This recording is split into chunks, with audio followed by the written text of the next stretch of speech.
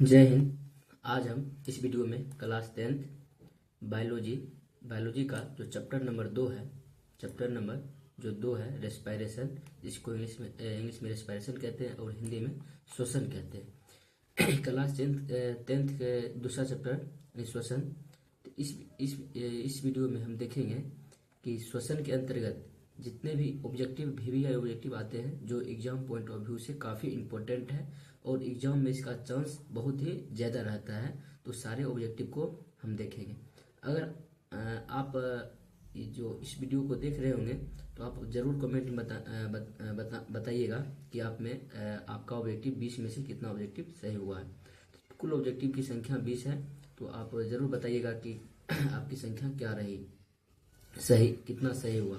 तो चलिए शुरू करते हैं। पहला ऑब्जेक्टिव जो है, पहला क्वेश्चन है, कह रहा है कि वायुमंडल में CO2 का प्रतिशत क्या होता है।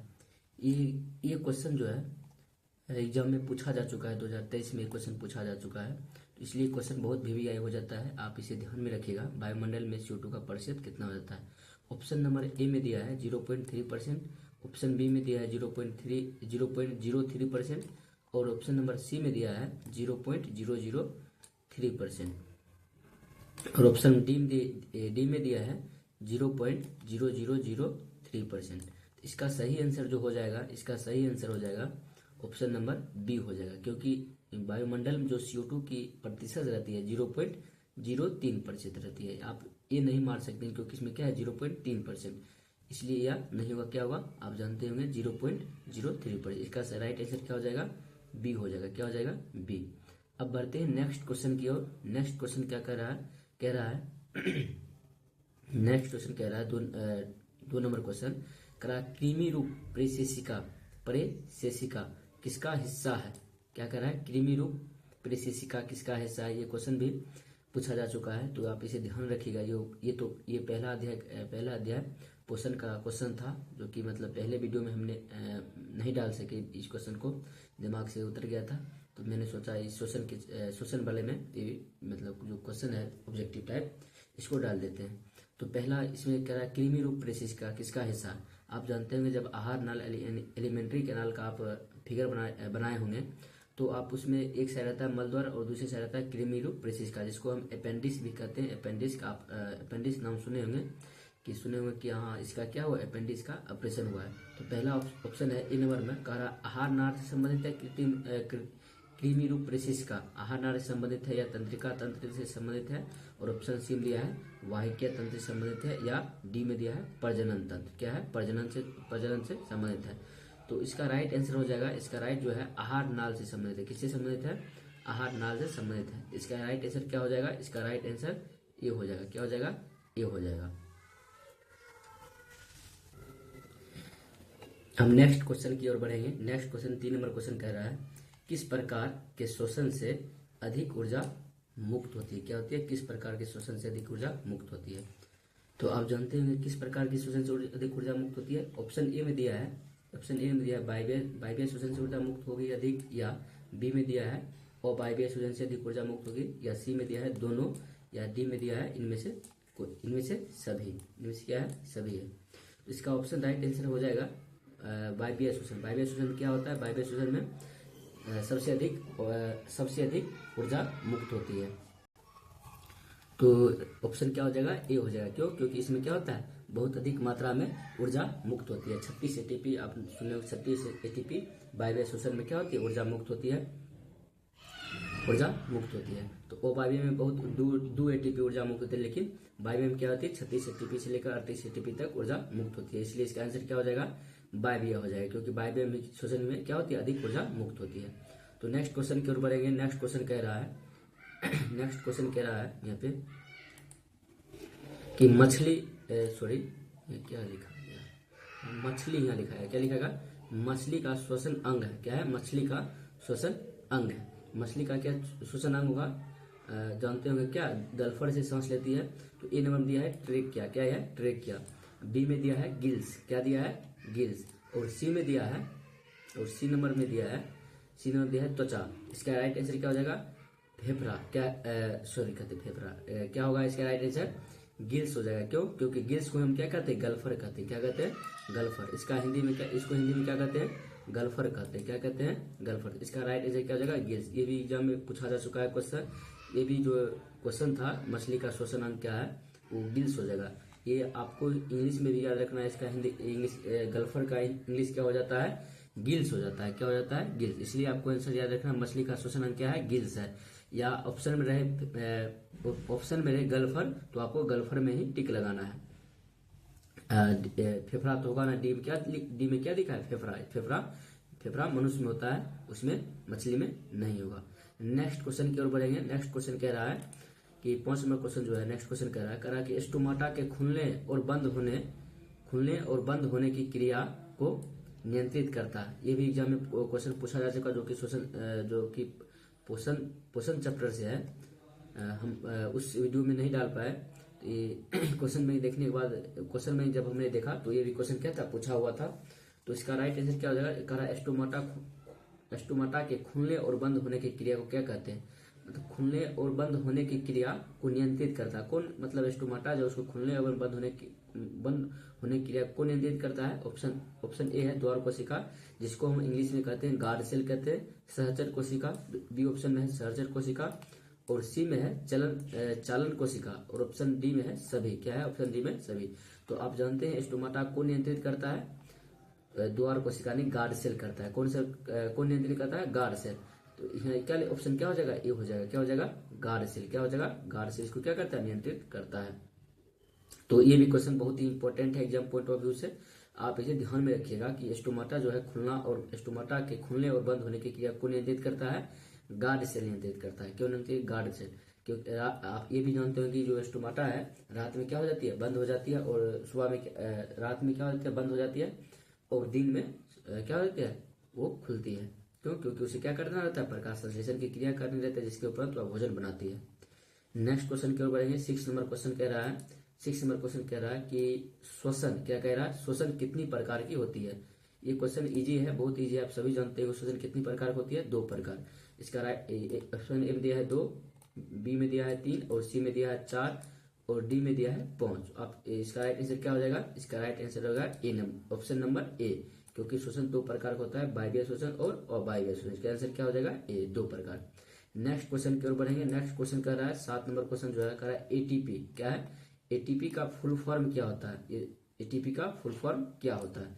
ये भी बहुत ही इंपॉर्टेंट है। ये बिहार बोर्ड में एक बार पूछा जा चुका है, एक या 2 बार। तो इसे आप ध्यान में रखिएगा कि बिहार बोर्ड का ये फेवरेट क्वेश्चन है। तो एटीपी का फुल फॉर्म क्या होता है? आप जानते हैं एटीपी ए से होता है एडेनोसिन, टी से ट्राई यानी 3, पी से फॉस्फेट। आप जब 12th में जाइएगा तो ये एटीपी के बारे में अच्छा से पढ़िएगा, 3रा चैप्टर में जेनेटिक्स में। तो फिलहाल आप एटीपी का यहाँ सिर्फ फुल फॉर्म जानना है। एटीपी का फुल फॉर्म क्या होता है? Adenosine triphosphate. ए नंबर नहीं होगा। ए नंबर कह रहा है एड ट्राइफॉस्फेट, नहीं, एड नहीं होता है। क्या होता है? एडेनोसिन होता है, एड नहीं होता है। बी नंबर कह रहा है एडेनोसिन फॉस्फेट, नहीं, एडेनोसिन फॉस्फेट नहीं होता है। क्योंकि ए का तो आ गया, पी का भी आ गया, लेकिन टी का जो है टीका नहीं है, इसलिए एडेनोसिन फॉस्फेट नहीं होना है। ट्राई अगर लग जाता तो ऑप्शन नंबर बी ही सही हो जाता, लेकिन यहाँ ट्राई नहीं लगा हुआ है। ऑप्शन नंबर सी देखेंगे, मतलब मिस्टेक से बी लिखा गया। ऑप्शन नंबर सी देखेंगे एडेनोसिन ट्राइफॉस्फेट, इसमें सही लिखा है। इसमें क्या है? एडेनोसिन ट्राइफॉस्फेट, यहाँ लिखा है एडेनोसिन ट्राइफॉस्फेट।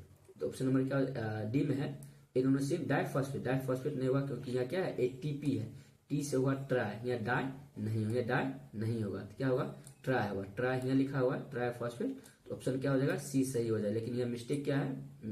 मिस्टेक से ऑप्शन बी लिखा गया। तो इसका ऑप्शन राइट आंसर क्या हो जाएगा? सी हो जाएगा, यानी जो ऑप्शन बी दिया गया है। ठीक, एडेनोसिन ट्राइफॉस्फेट, इसे याद कर लेना है। तो नेक्स्ट क्वेश्चन 1 नंबर क्वेश्चन कह रहा है इष्ट कोशिका। क्या कह रहा है? इष्ट कोशिका में श्वसन की क्रिया। कौन कोशिका में? इष्ट कोशिका, जिसको हम यूनिसेल्युलर कहते हैं, यानी एक कोशिकीय जीव भी कहते हैं। इष्ट कोशिका में श्वसन की क्रिया कैसे होती है, कैसे होता है? तो ये भी क्वेश्चन बहुत ही इंपॉर्टेंट है।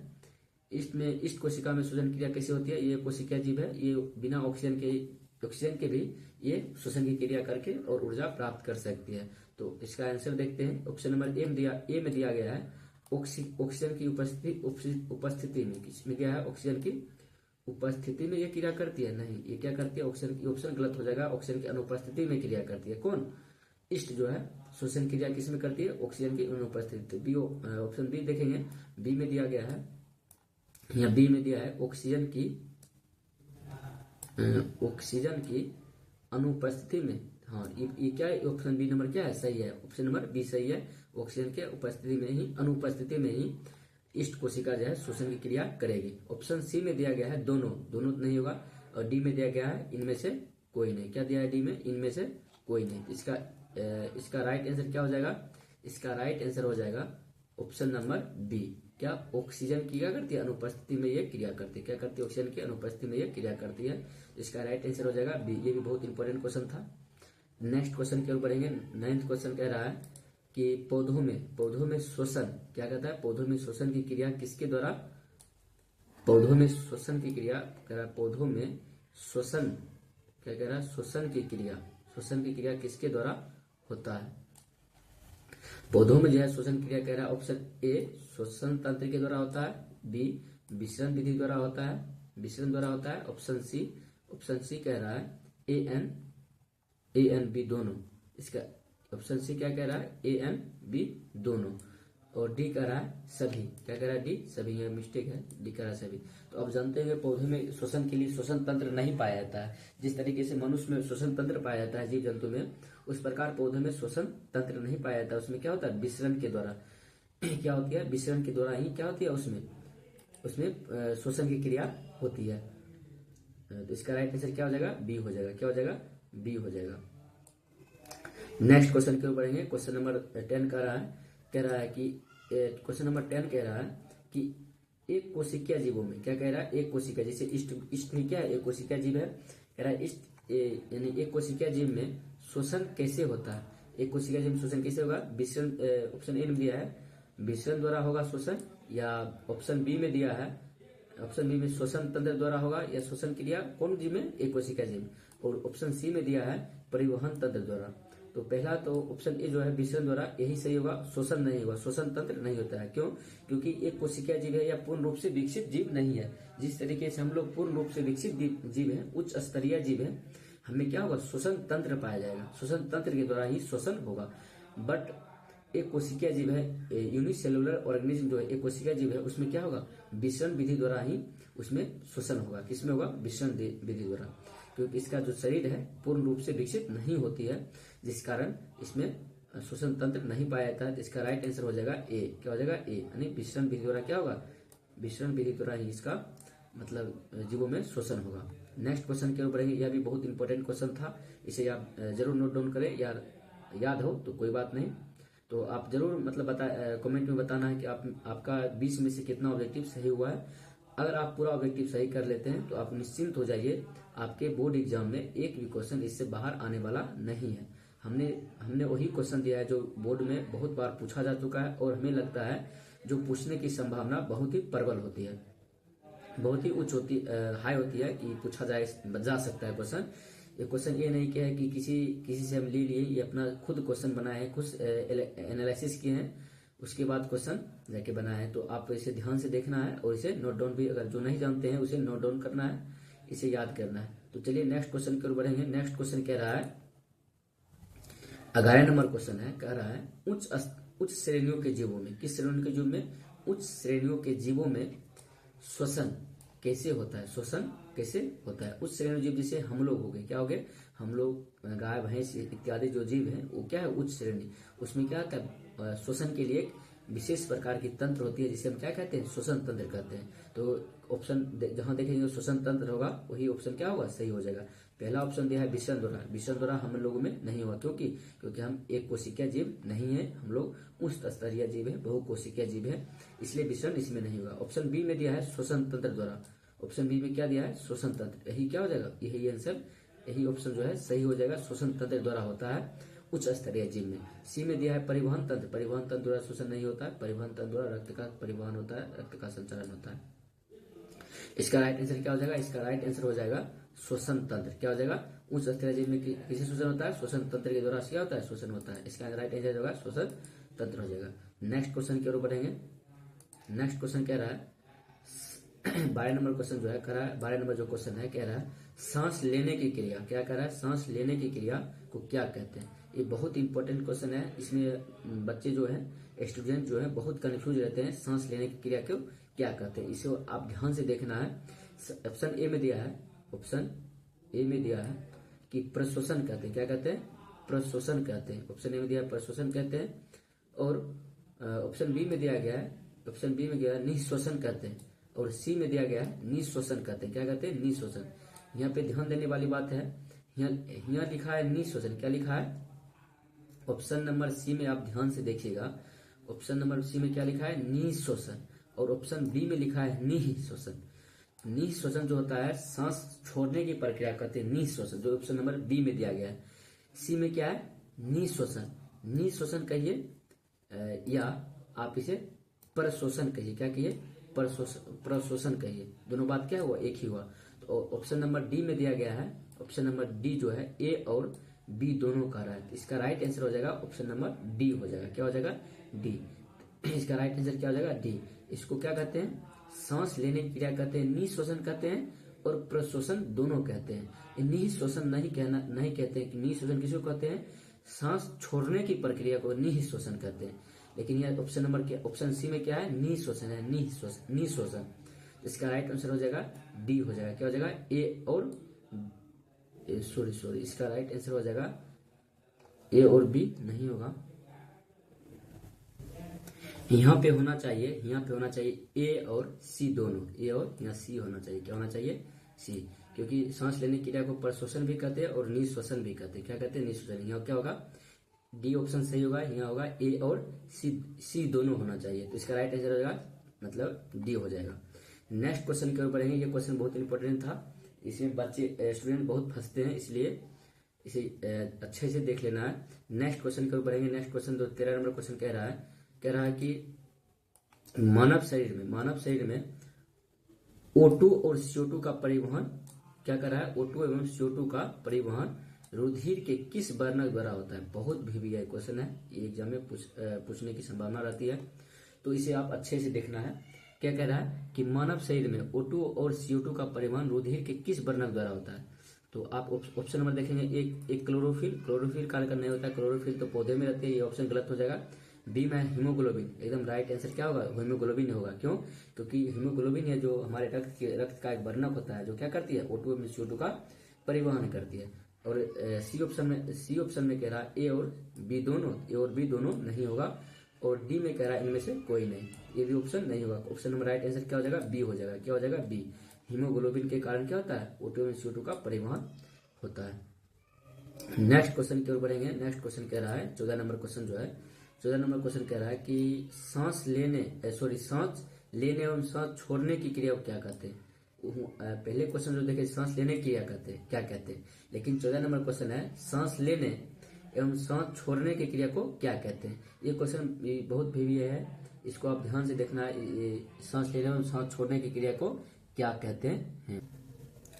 ऑप्शन ए में दिया है उच्छ्वास, क्या कहते हैं, उच्छ्वास कहते हैं, या प्रश्वसन प्रवास कहते हैं, या श्वासोच्छ्वास कहते हैं, क्या कहते हैं। ऑप्शन सी में दिया है श्वासोच्छ्वास। और ऑप्शन डी में दिया है सभी। सांस लेने और सांस छोड़ने की क्रिया क्या कहते हैं, उच्छ्वास भी नहीं कहते, प्रश्वास भी नहीं कहते हैं, और क्या इसको क्या कहते हैं, श्वासोच्छ्वास कहते हैं। ऑप्शन क्या हो जाएगा सही, राइट आंसर क्या हो जाएगा, राइट आंसर सी हो जाएगा। सांस लेने एवं सांस छोड़ने की क्रिया को श्वासोच्छ्वास कहते हैं, क्या कहते हैं, श्वासोच्छ्वास कहते हैं। इसका राइट आंसर सी होगा, क्या होगा, हो जाएगा, सी हो जाएगा।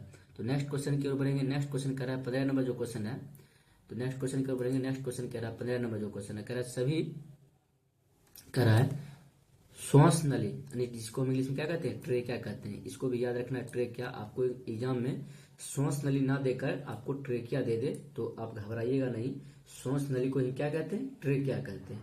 कह रहा है श्वास नली आगे चलकर कितने भागों में बढ़ जाते हैं। जो श्वास नली जो है आगे चल कितने भागों में बढ़ जाते हैं, आप लोग जानते होंगे। श्वास नली जो है आगे चलकर 2 भागों में बढ़ जाते हैं। कौन कौन भागों में बढ़ जाते हैं, श्वसनिकाय दो भागों में क्या होती है, बढ़ जाती है, श्वसनी में बढ़ जाती है। तो इसका राइट आंसर क्या हो जाएगा, ऑप्शन नंबर ए दिया है 2, बी दिया है 3, सी दिया है 4 और डी दिया है ए और बी दोनों। इसका राइट आंसर क्या हो जाएगा, ए हो जाएगा, क्या हो जाएगा, ए। ए कहाँ है, ए में क्या लिखा हुआ है, 2 लिखा हुआ, तो इसका राइट आंसर क्या हो जाएगा, ए हो जाएगा। मतलब श्वसनली आगा से कितने भागों में बढ़ जाते हैं, 2 भागों में, जिसको हम क्या कहते हैं, श्वसनी कहते हैं। क्या कहते हैं, श्वसनी।